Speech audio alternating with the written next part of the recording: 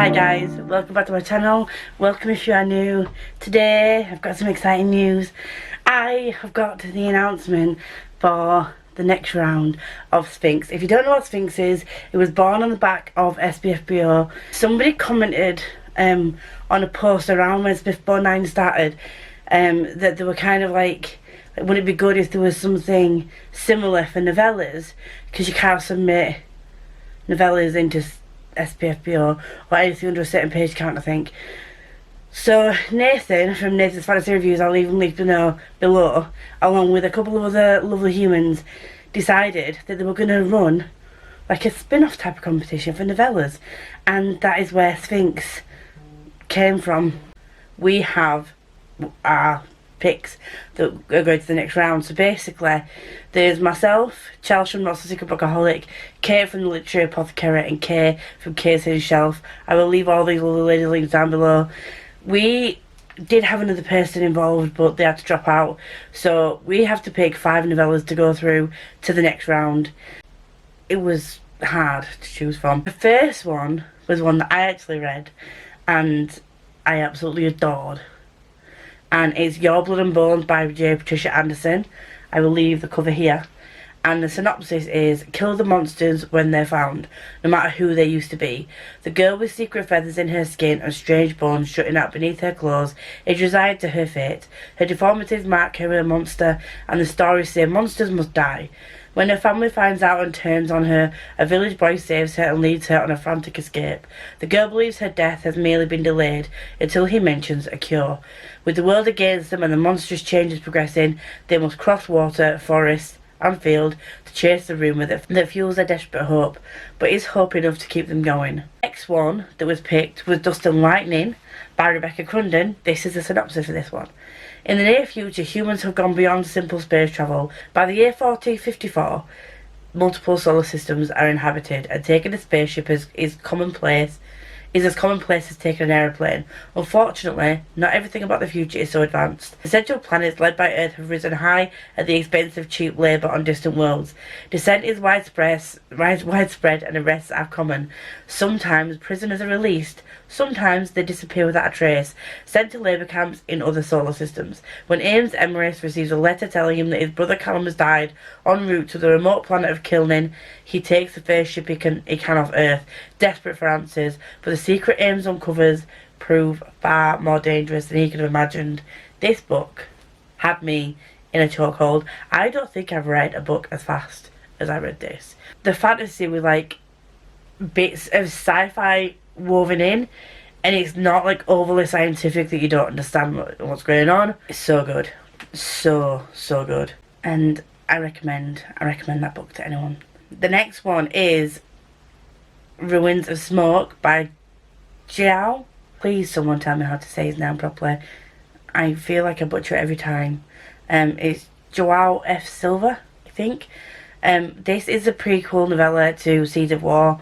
I haven't read this. This wasn't my pick, but I'm really excited to get round to reading this, and I will at some point before I read Seeds of War. But the synopsis says: the Asharian Empire rules the known world with an iron fist. Imperials protect their world from the tainted hand of the deceiver, but he is back with an avatar capable of breaking the Empire, grounding humanity into ash. Jihe is a sentinel of the Empire, willing to fight and die for kinship and duty. Agor is an Imperial general. Disgruntled by the darkness he sees seeping into everything he loves, he makes his move. Matala is a young smokesmith who sees his courage tested as Ushar burns. Alamakar is the world's most powerful man, but even strong blood ties can hold him down and tear him apart. As the deceiver threatens the Osharian Empire's heart, fiends walk up the streets of the capital. Men and monsters clash in a battle fit for gods, and the smoke follows them. And the next one, number 4 that we put through, was Shatter Spirits by Carl Black. I read No Land for Heroes from Carl Black. So good. And I think this is a totally different series. But this is the start of the fall of the Ishkan. Again, I'm sorry if I pronounced that wrong. So the synopsis says: legends say a dead god is buried under the stone city of Ishkan, protecting its inhabitants by a dashing enemy fleets into the jagged coast of Craburn. Adjunct Professor Corey Exley doesn't believe any of that, but she knows from her work excavating nearby burial sites, the ancient Craburn people believed it enough to name a city after their dead god Ish. When the ripples of a great war finally reach Craburn shores, a terrifying new weapon is unleashed and the city that not even Ish can deter. When the ripples of great war finally reach Craburn shores, a terrifying new weapon is unleashed on the city that not even Ish can deter. A bomb that tears souls from bodies, driving anyone who witnessed the blast insane. But it is not the living that Corey fears. Displaced spirits are hungry for a body and care not if it already plays a host to a soul. Oh god. No bullets can stop them, no walls are thick enough to keep them out. No help is coming. No one left but Corey to stop the carnage, if she even can.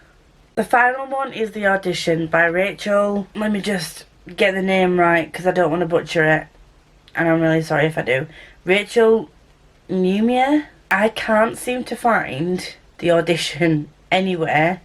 I can't seem to find a synopsis, but I will put a picture here of what it looks like, of the cover, and if I can find out off Nathan or one of the other people running Sphinx where you can get this from, then I'll find out and I'll link it below.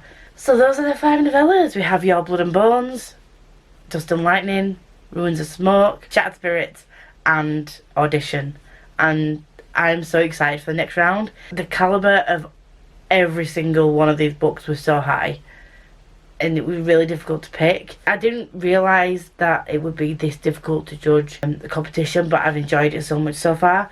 So thank you, Nathan, for asking me to be part of the team. It's been so much fun so far, and I can't wait for round 2.